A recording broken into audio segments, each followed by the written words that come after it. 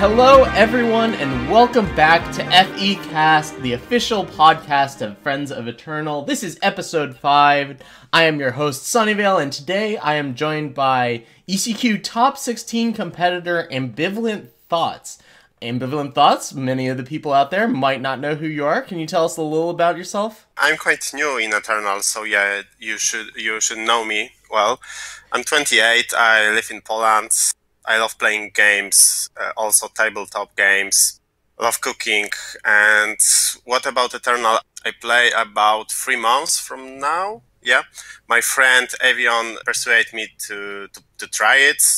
We were friends in Magic in the past, and now I am really happy that he persuaded me, because I really like that game. Yeah, we're glad to have you, and it's been great to have you in the Discord. Avion, of course, the ECQ winner of a couple ECQs ago. I think 2, yeah. Is he the one he beat Noverb? No, that was Collector. No. He won the second, I guess, or third ECQ. Uh-huh. Right. Well, I'm glad you're enjoying Eternal so far. I think a lot of us, both in the community and people listening to the podcast, also really enjoy Eternal. So we can definitely relate to you on that front. Okay, we've got a lot of stuff to talk about today. Of course, the ECQ happening this past weekend. We're going to talk about the results and some announcements that were given out during the broadcast this past weekend. There's also some big news on drop campaigns, which are going to be ending on this Friday, a move that I certainly wasn't expecting. We'll talk more about that. And for the Sunny's Not Having It segment, we're going to be talking a little bit about collusion in tournament. Alright, AmbivalentThoughts, you got a top 16 in this ECQ, and you were on FJS. Tell us a little bit about the decision to arrive at FJS and anything that might have happened, anything interesting that might have happened in the tournament for you. The tournament started a little bit weird for me, because my first opponent was, I don't know exactly what he's doing, but played Fire Sigil, Flare on my face. Okay. Second turn, Fire Sigil, Flare. What? Burn? It's a real deck or what? But So you were at 19 and your opponent had 4 cards in. Yeah, but still I was something like, this is a new deck, some kind of burn, and I don't know it. What is going on? But anyway, I won this. I got really good result in day 1. I guess it was 22-6. Yeah, that's really good. I met a lot of Huru then, non-Xenan. That a little make me sad. But I think I saw the most decks in the meta.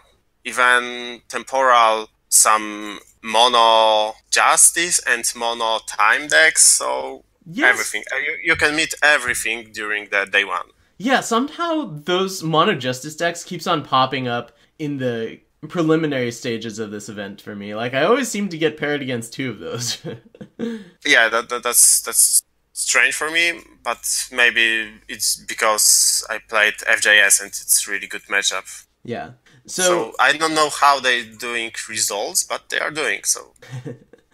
So in the top 64, you made it to the round of 16 where you lost to Zach Hill on Huru Control. What did you play up until that point? During round first, I played versus Felin Control. We practiced a lot with Avion earlier today, because for me it was earlier. I'm from Europe, and I wasn't so confident about this matchup. But fortunately for me, my opponent got some power screw, so I just beat him fast. The second round, I played versus Huru, and I was already warned that the player versus who I am playing is really good Magic player. It was also a bit scary, but it's a really good matchup for FJS. Beat him easily. But then the Huru Control comes and ruin my tournament. And what about deck? Deck is not typical FJS. It's more shadow-oriented and fire-oriented than Justice. We decided, because I was doing it with Avion, we decided to put a defiance in the market. I think that's kind of strange. It wins me a lot of games during day one when opponents was really surprised when they see defiance in the late game, just to stun the big guy. The biggest problem was to play or not to play the harsh rule, but we decided to play deforged plate instead of harsh rule. Yeah, I like that too in FJS. I don't like playing merchant to go get harsh rule and then harsh rule away the merchant that you just played. At least not when deck sometimes you win game from nothing when you got the smuggler. I mean that Rakano smuggler we've played, and yeah, it does a lot of damage. You steal the win very often. Well, congratulations on your top 16 finish. Let's talk about some of the other deck lists that did well. Direwolf posted the top 16 deck lists from the past ECQ. Anything jump out to you before we start talking about the specifics? Not really. To be honest, I think all the deck lists, or maybe rats are something new, but other deck lists are some predictable. Alright. The big thing to me is that people were talking about Huru Pledge all throughout the week leading up to the ECQ, and I don't think that it did that well. Did we have any copies of Huru Pledge in the top 8? I don't think so, and during the preparation I don't even consider it. I think it's tier 2, tier 3 deck, nothing more. I see. Yeah, so let's talk about the winning decks first. First we have Popotito's Genev ramp deck. This was highly creative, and I really got to give props to Popotito for thinking way outside the box in this one. We've got 10 merchants, 2 banners in the market. We have Mullet and Nikova and Zalchi both in the market. This is not your typical sit back, control the board, and then win with one big threat Genev deck. This is much more just, I'm going to ramp into something bigger than you and have a proactive game plan ramp deck. That's true. I even played that deck, and to be honest, I don't like it, because most games it looks like redraw the first hand, then you see merchant or smuggler, whatever, and 2 powers, and you start praying for the third power to get another power from the market. So, but yeah, you can get explosive draws like Aurelian Merchant into Zalchi turn 5 and GG in most matchups. So did you play it before or after the tournament? No, after the tournament. Yeah. I mean, not using the sick power is quite scary for me, but it works. Yeah, it works.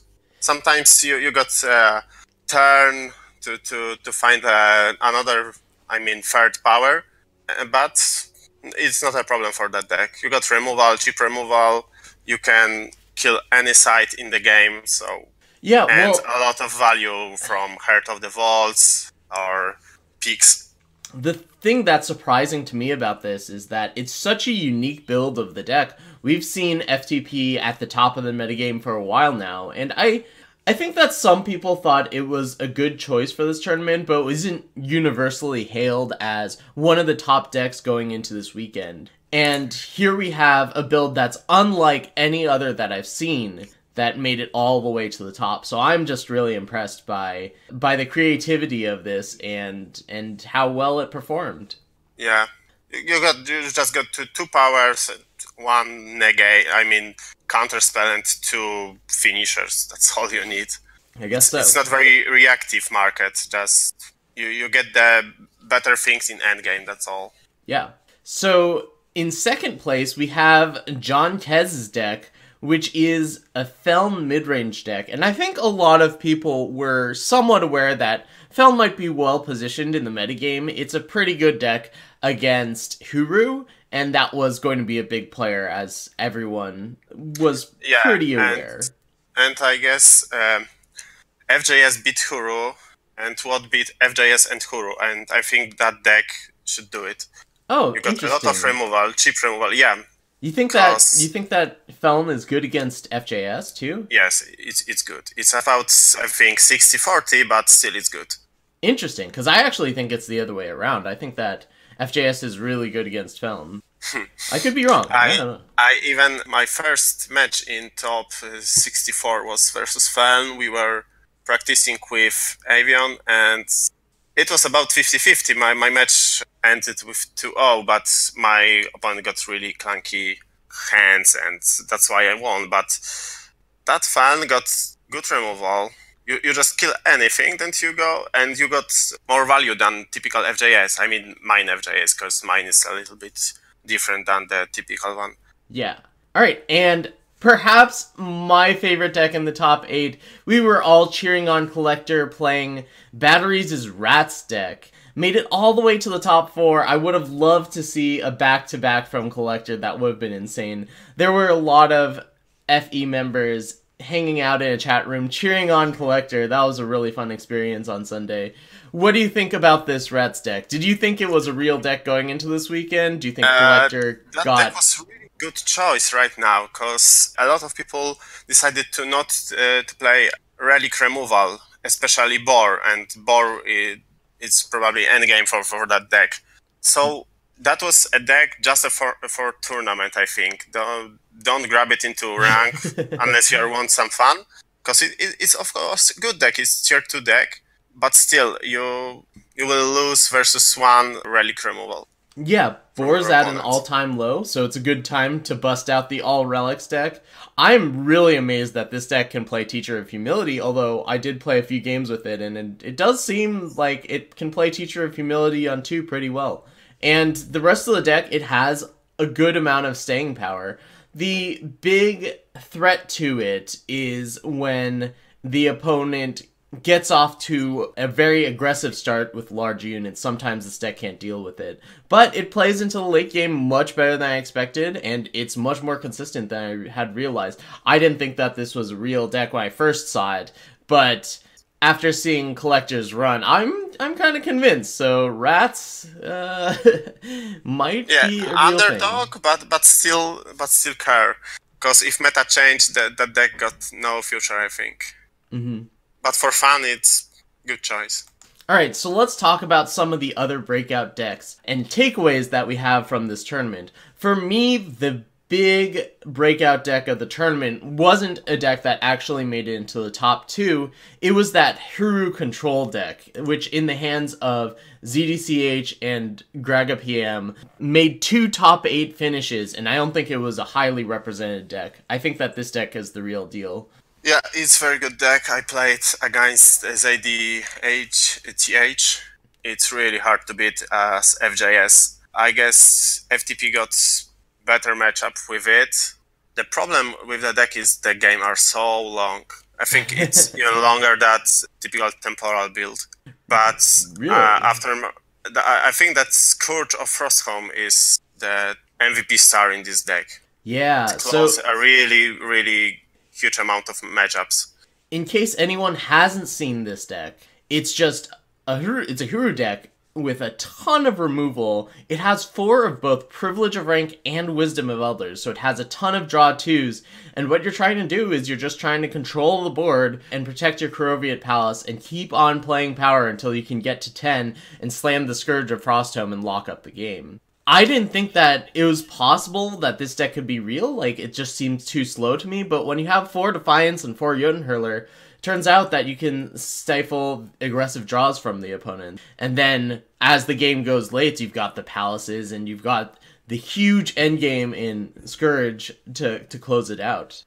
Yeah, unless the unless the fast aggro decks like, Rakan or Maul will not exist, that kind of decks will be still here, because mid-range matchups are, in theory, good for control matchups. Do you think that this deck is weak to aggro, or do you think that this was just in a good place in the metagame where there wasn't a lot of aggro?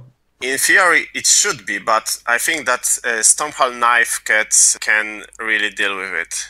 Yeah, Stormhall Knife is one of the cards that I pegged from the campaign as being game-changing against aggro decks for control decks, because you can play Avara, and then you can play a Stormhalt Knife. Not in this deck, but just getting that huge tempo boost as soon as you drop below 10 life really can make the game swing to your favor. I mean, Stormhalt Knife at 6 is overcosted, but at 4 or 5, I think that's about the level, the cost that a 5/5 weapon would be, and getting that for free is just insane. So I think that this deck is the big winner moving forward. I think we're going to see a lot more of this. I think it's really well positioned. And yeah, I think now it's tier 1, and you will meet a lot of that kind of decks on the ranked right now. And the other big takeaway I got from this tournament, we were talking about Huru decks being very good leading up to this tournament, and I think that this tournament has shown that the straight Huru decks that aren't trying to pledge are better than the ones that pledge. And you touched on that earlier. Definitely the pure Huru is much better. A lot of flyers. You got only 2 creatures in the whole game who are good against Huru. That's Vara, because you can't Aegis, and you can smash the Sandstorm Titan. That's all. Yeah, and Vanquish answers both of them. Yeah, that's true. You can also just silence them with Enforcer, and nobody cares because you are flying. Yeah, and it doesn't even matter.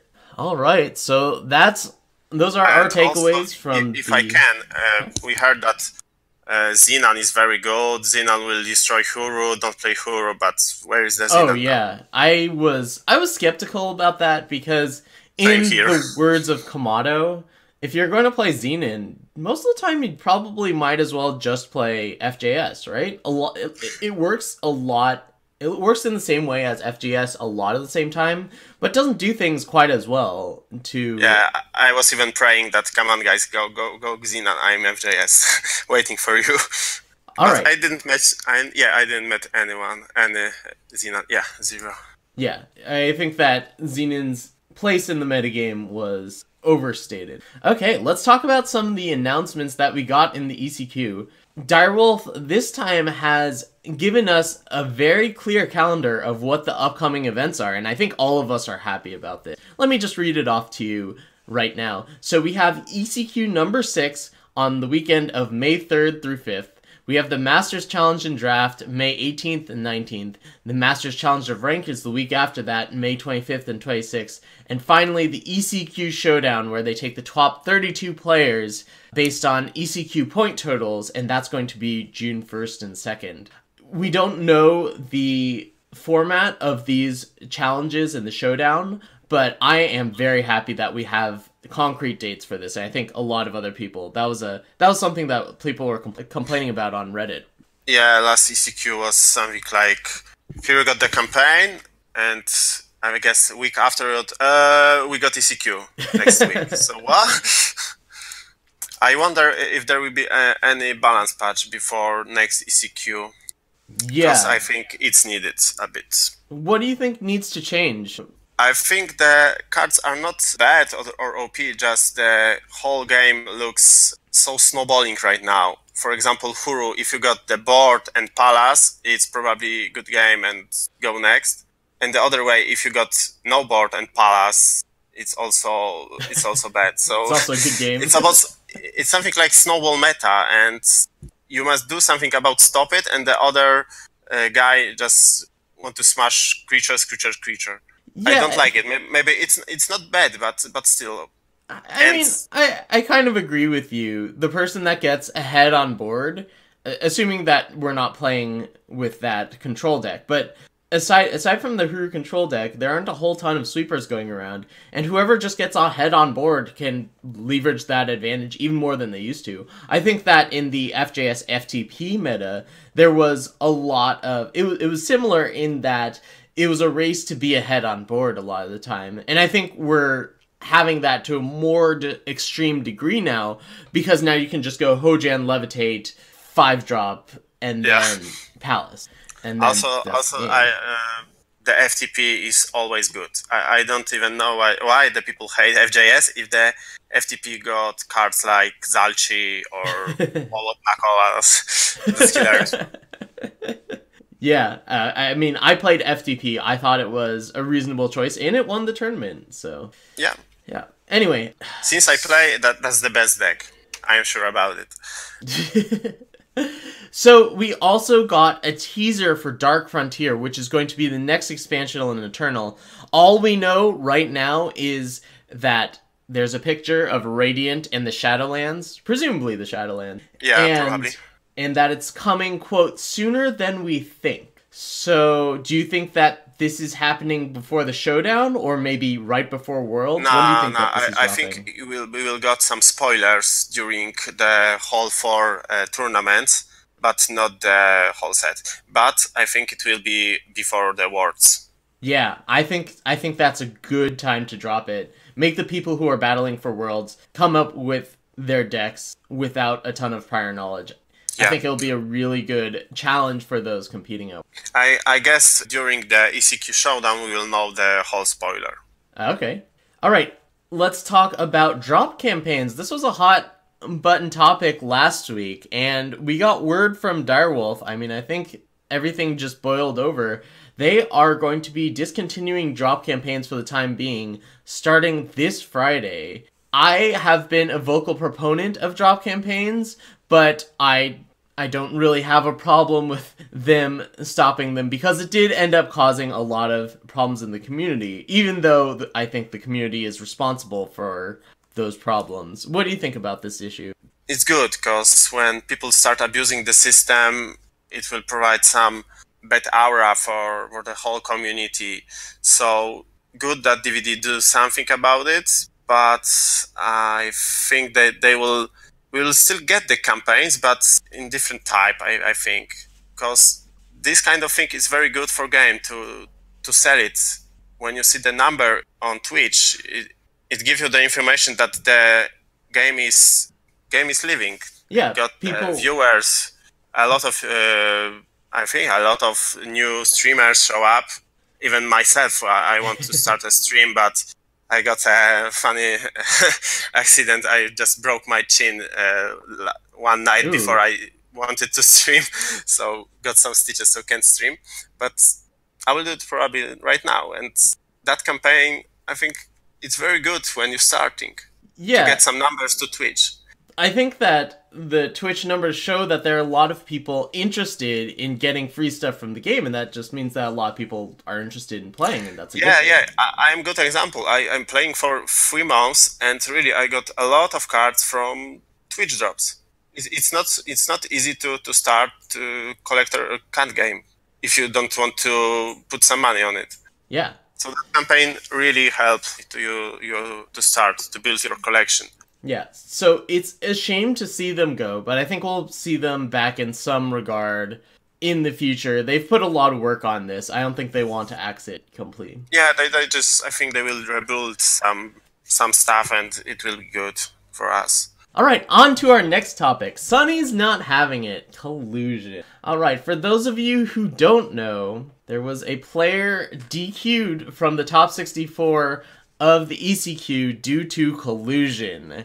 So, I have a few thoughts on collusion. I mean, I think that what the player did was inexcusable. The situation goes something like this. The player in question was streaming, and then someone in their Twitch chat mentioned that they were knocked out of top 64 contention, and the streamer asked if the person could queue up at the same time as them in order to concede and give them a free win. Now, I don't think that this is an excusable line of action. I think that this is very clearly trying to game the system and abuse and should not be allowed, and the punishment of getting DQ'd was at the very least appropriate. But this Reddit thread got over 100 replies, and a lot of them are nasty stuff about the person in question who got DQ'd. And it's a player who is in good standing with the Eternal community to begin with. I think that most people were surprised to hear about this from this player.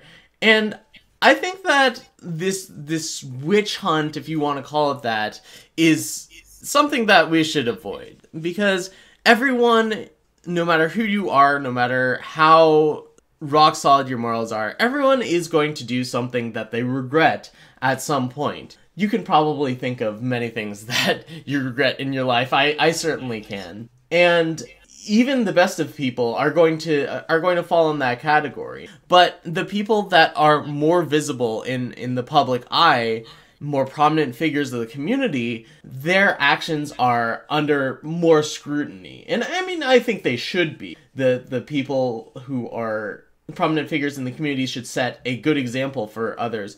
But also, when they do screw up, it's going to be bigger and more disastrous than if someone that is completely unknown does something that is a little untasteful. So I think that this bashing on the person that got DQ'd should cease. I mean, they made a mistake. They made an apology on Twitter, and I think that they're not going to take that type of action again. I just don't think that I don't think this is a reason to burn them at the stake, if you will. And one other thing, if you look at, I come from the Magic community. You do too, right? Ambivalent Thoughts? Yeah, I was playing Magic for 7 years, I guess. Yeah. I know the story.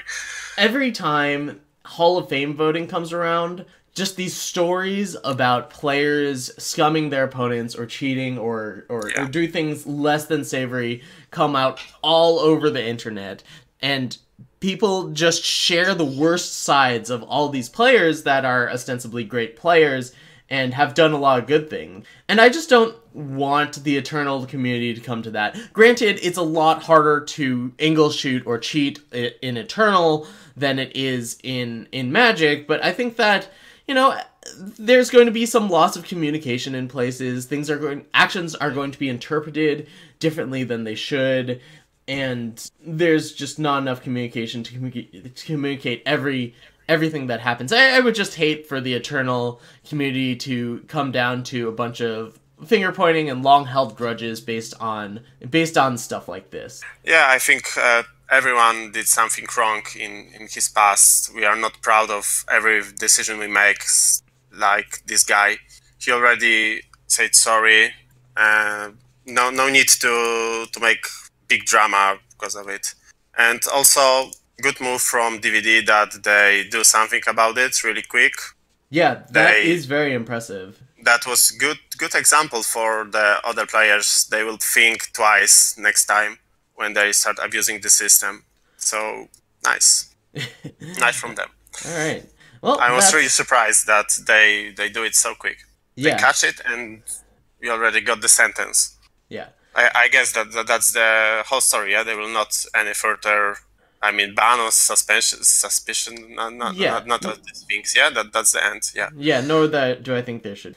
Do you have any other thoughts on the matter? When two friends meet, there is a possibility to one of them give the match to other. And I think DVD just say us with this that no, you can't. Actually, I don't think that's what it is. I think that this was because they tried to queue up because it was suggested that they queue up at the same time. I think that you're allowed to concede to a friend. What about if two friends, for example, in team meet in day 2, top 4, and one of them got already a slot? Okay, I think that you're allowed top to... 8. Okay, top 8 because they already say about situation with slot. And what about top 8 and one got a slot? He can give you a match for free? I think so. I don't think, as long as there isn't anything offered for the concession, I think that it's legal. At least that's how Magic works. I mean, granted, in Magic, like, a bunch of collusion is legal just because it's hard to enforce otherwise. You just can't say certain things that tip off judges, even though the intent is very clear. And I just don't think that there's anything that Direwolf can do. Someone could just say, oh, my finger slipped, I accidentally hit the concede button. I lost my internet connection, oh, sorry. Yeah, so I feel like that's going to be awfully hard to police, and honestly, I think it's fine. I think that in the situation that we had, because one player was already out of the tournament and another was trying to gain an advantage by using the fact that the other person was out of the tournament, I think that's the problem. I think that that's the whole point. But I'm thinking about different situation. Yeah, but like in a top 4, for example, both players have a lot to gain by winning. I don't think it's really gaming the system. Yeah. But still, we don't have the official info about it. Yeah. Not that I know of, yeah. Yeah. I imagine that coming from a bunch of people that have played competitive Magic for a long time, we could expect to have similar rules unless they said otherwise. I think they will do something about it before the Worlds, to be clear with everything. Yeah, I mean, think they should. They should. Expecting more communication out of Direwolf is a bold strategy, I would say. Yeah, I heard. But yes, that would be useful. All right, anything else you'd like to plug before we end today's episode? I just want to thank again Avion that he showed me the game and really helped me with first deck. He just showed me everything, what to do, what play, and I really want to thank him publicly. All right, you can check out Avion at twitch.tv/Avion, right? AVYOINE. Yeah, even he can't pronounce his nickname, so and that's true. That's true story. Yes, and you can join members such as Ambivalent Thoughts and myself and Avion in the Friends of Eternal Discord. Just go to twitch.tv/Sunyveil and type in !FE, and you'll get instructions on how you can join our community if you'd like to do so. For myself, I will be back to streaming right after this episode, so I am looking forward to that. Last week, I was unfortunately unable to stream, just bogged down by lots of stuff that I had to do. But back to it this week, and I'm excited to do. So, thanks everyone for listening to this episode of FECast, and thanks to Ambivalent Thoughts for being my guest this week, and congratulations on the top 16. We hope to see you all next week for our next episode, and until then, we will see you in the friend zone. Friends of Eternal is a community-based Eternal team dedicated to self-improvement and helping others in their own endeavors. We are an inclusive group and are happy to welcome all comers to our ranks. If that sounds like something you'd want to be a part of, or if you think we're pretty cool and you'd like to hang out with us, go to my Twitch channel, twitch.tv/Sunyveil, and type in !FE, and there you will be given information on how to join and how to find the Discord. Thanks again for listening, and until next time, I'll see you in the friend zone.